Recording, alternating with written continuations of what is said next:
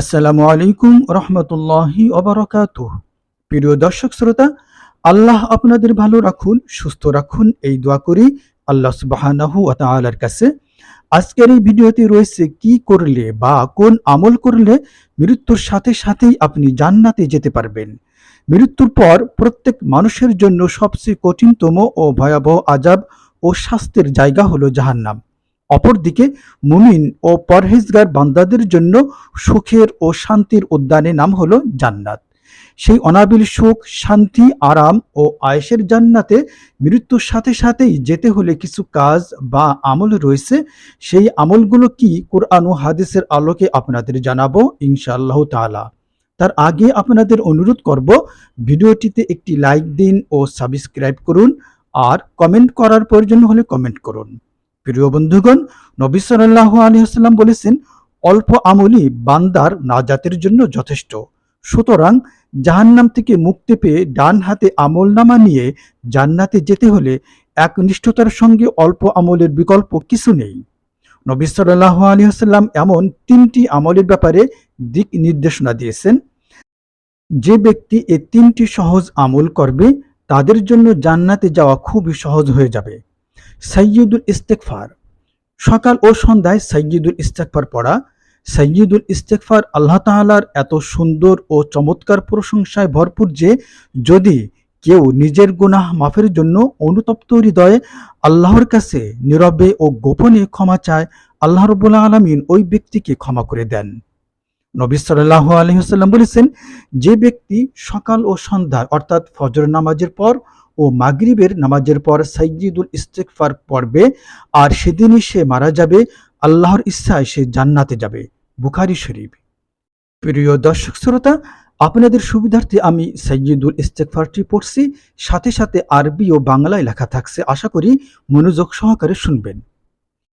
আল্লাহুম্মা আনতা রাব্বি লা ইলাহা ইল্লা আনতা খলাকতানি ওয়া আনা আবদুকা ওয়া আনা আলা আহদিকা ওয়া ওয়া'দিকা মাসতাতা'তু আউযু বিকা মিন শাররি মা সানা'তু আবুউ লাকা বিনি'মাতিকা আলাইয়া ওয়া আবুউ বিযামবি ফাগফির লি ফাইন্নাহু লা ইয়াগফিরুয যুনুবা ইল্লা আনতা। অর্থ: হে আল্লাহ, তুমি আমার প্রতিপালক, তুমি ছাড়া কোনো প্রতিপালক নেই, তুমি আমার একমাত্র সৃষ্টিকর্তা, আমি তোমার বান্দা। আমি সাধ্যমতো তোমার কাছে দেয়া ওয়াদা ও প্রতিশ্রুতিগুলো পালনে সচেষ্ট আছি। আমি তোমার কাছে আশ্রয় চাই আমার পাপ কাজের অনিষ্ট থেকে। আমি শুকরিয়া আদায় করছি সেই সব নিয়ামতের যা তুমি আমাকে দান করেছ। আমি আমার পাপসমূহ স্বীকার করছি, অতএব তুমি আমাকে ক্ষমা করে দাও, তুমি ছাড়া যে কোনো ক্ষমাকারী নেই। দ্বিতীয় আমল, প্রতিদিন সূরা মুলক পড়া। কোরআনুল কারীমের 29তম পারার প্রথম সূরা এটি। যে ব্যক্তি প্রতিদিন সূরা মুলক পড়বে সে মুমিন বান্দা অবশ্যই জান্নাতে যাবেন। যে সকল সূরাগুলো আমলের দিক দিয়ে মর্তবায় শ্রেষ্ঠ, সে সকল সূরাগুলোর মধ্যে সূরা মুলক শ্রেষ্ঠ। এই সূরাটিকে প্রতিদিন ইশার নামাজের পর তিলাওয়াত করার কথা বলা হয়েছে। এই সূরা নিয়মিত পড়ার কারণে তিলাওয়াতকারীর অন্তরে আল্লাহ তাআলার স্মরণ, ভয় ও দিদার লাভ হয়। সূরা মুলক নামাজের মধ্যে পাঠ করলে আল্লাহ তাআলা ওই ব্যক্তিকে মন্দ ও খারাপ থেকে রক্ষা করবেন এবং জাহান্নাম থেকে রক্ষা করবেন। হাদিসে বলা হয়েছে, যে ব্যক্তি নিয়মিত সূরা মুলক পড়বে আল্লাহ সুবহানাহু ওয়া তাআলা স্বয়ং তাকে কবরের আযাব থেকে সুরক্ষা করবেন। নবী সাল্লাল্লাহু আলাইহি ওয়াসাল্লাম বলেন, যে ব্যক্তি প্রতিদিন সূরা মুলক পাঠ করবে কিয়ামতের দিন সূরা মুলক তার তিলাওয়াতকারীকে আল্লাহর দরবারে সুপারিশ করে জান্নাতে নিয়ে যাবে। সুবহানাল্লাহ, সুবহানাল্লাহ। তৃতীয় যে আমলটি আপনাদের জানাবো সেটা হলো খুবই গুরুত্বপূর্ণ ও সহজ আমল। সে আমলটি হলো আয়াতুল কুরসি। কোন কোন রিওয়ায়াতে আয়াতুল কুরসিকে ইসমে আজমও বলা হয়ে থাকে। প্রত্যেক ফরজ নামাজের পর কুরআনুল কারীমের মর্যাদাপূর্ণ আয়াত আয়াতুল কুরসি পাঠ করা। এই আয়াতে বান্দা তার সৃষ্টিকর্তা আল্লাহ সুবহানাহু ওয়া তাআলার তাওহীদ, একত্ববাদ ও শ্রেষ্ঠত্বের কথা ঘোষণা করে। রাসূলুল্লাহ সাল্লাল্লাহু আলাইহি ওয়াসাল্লাম বলেন, যে ব্যক্তি প্রত্যেক ফরজ নামাজের পর আয়াতুল কুরসি পড়ে ওই ব্যক্তি ও জান্নাতের মাঝে এতটুকু দূরত্ব থাকে যে সে যেন শুধুমাত্র মৃত্যুবরণ করছে না বলেই জান্নাতে যেতে পারছে না। সুবহানাল্লাহ, সুবহানাল্লাহ। প্রিয় বন্ধুগণ, এর চেয়ে বড়, এর চেয়ে সহজ ও উৎকৃষ্ট কাজ আর আমল কি বা থাকতে পারে?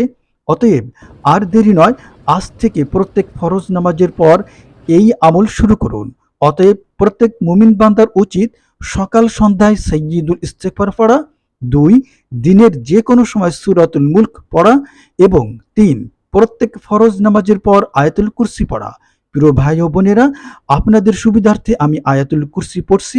ইনশাআল্লাহ তাআলা আপনি পড়তে না পারলেও শুধুমাত্র শোনার মাধ্যমেও আপনি উপরোক্ত জান্নাতে যাওয়ার নিয়ামত ও ফজিলত লাভ করতে পারবেন। বিসমিল্লাহির রহমানির রহিম। আল্লাহু লা ইলাহা ইল্লা হুয়াল হাইয়ুল কাইয়্যুম লা তাখুযুহু সিনাতুন ওয়া লা নাওম লাহু মা ফিস সামাওয়াতি ওয়া মা ফিল আরদি মান যাল্লাযী ইয়াশফা'ু 'ইনদাহু ইল্লা বিইذনিহি يعلم ما بين أيديهم وما خلفهم ولا يحيطون بشيء من علمه إلا بما شاء وسع كرسيه السماوات والأرض ولا يؤوده حفظهما وهو العلي العظيم. الله لا إله إلا هو الحي القيوم لا تأخذه سنة ولا نوم له ما في السماوات وما في الأرض من ذا الذي يشفع عنده إلا بإذنه يعلم ما بين أيديهم وما خلفهم ولا يحيطون بشيء من علمه إلا بما شاء وسع كرسيه السماوات والأرض ولا يؤوده حفظهما وهو العلي العظيم. الله لا إله إلا هو الحي القيوم لا تأخذه سنة ولا نوم له ما في السماوات وما في الأرض من ذا الذي يشفع عنده إلا بإذنه يعلم ما بين أيديهم وما خلفهم ولا يحيطون بشيء من علمه إلا بما شاء وسع كرسيه السماوات والأرض ولا يؤوده حفظهما وهو العلي العظيم. الله لا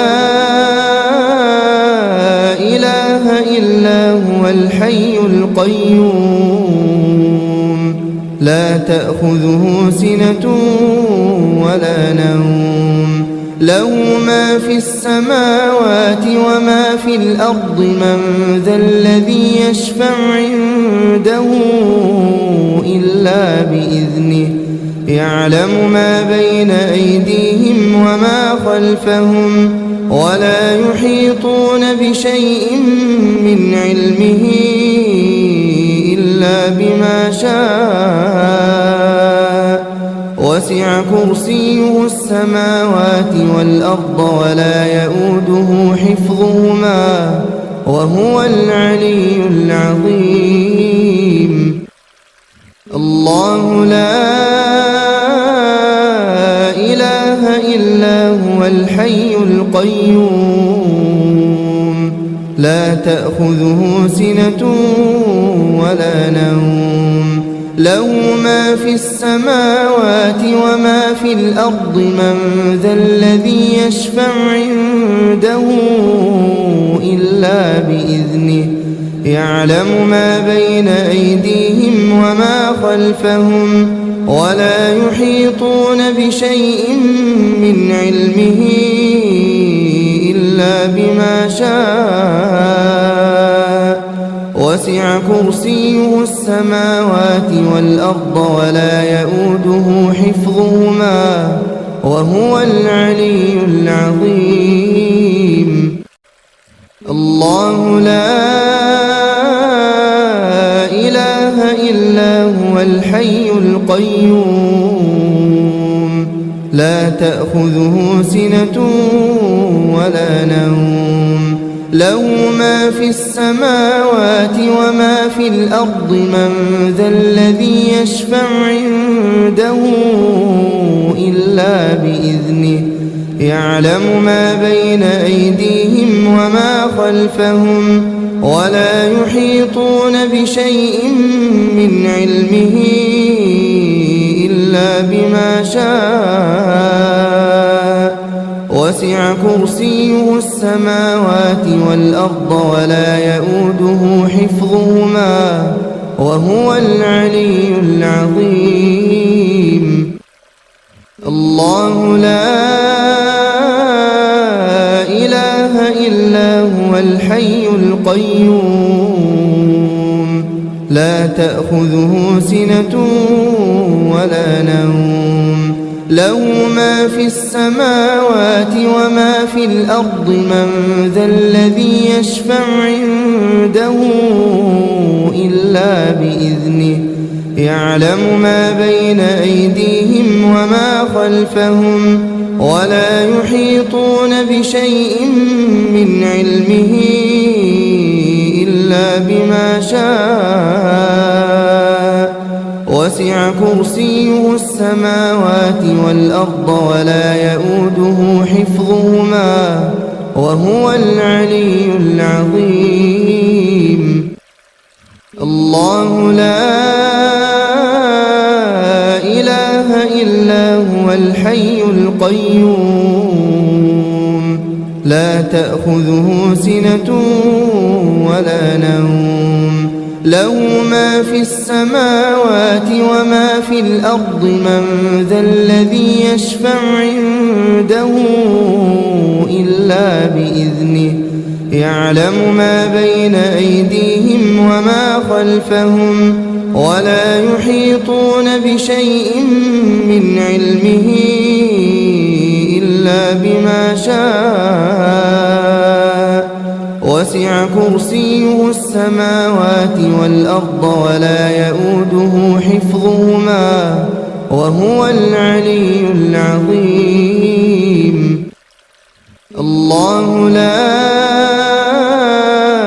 إله إلا هو الحي القيوم لا تأخذه سنة ولا نوم له ما في السماوات وما في الأرض من ذا الذي يشفع عنده إلا بإذنه يعلم ما بين أيديهم وما خلفهم ولا يحيطون بشيء من علمه إلا بما شاء وسع كرسيه السماوات والأرض ولا يؤوده حفظهما وهو العلي العظيم الله لا إله إلا هو الحي القيوم لا تأخذه سنة ولا نوم له ما في السماوات وما في الأرض من ذا الذي يشفع عنده إلا بإذنه يعلم ما بين أيديهم وما خلفهم ولا يحيطون بشيء من علمه إلا بما شاء وسع كرسيه السماوات والأرض ولا يؤوده حفظهما وهو العلي العظيم الله لا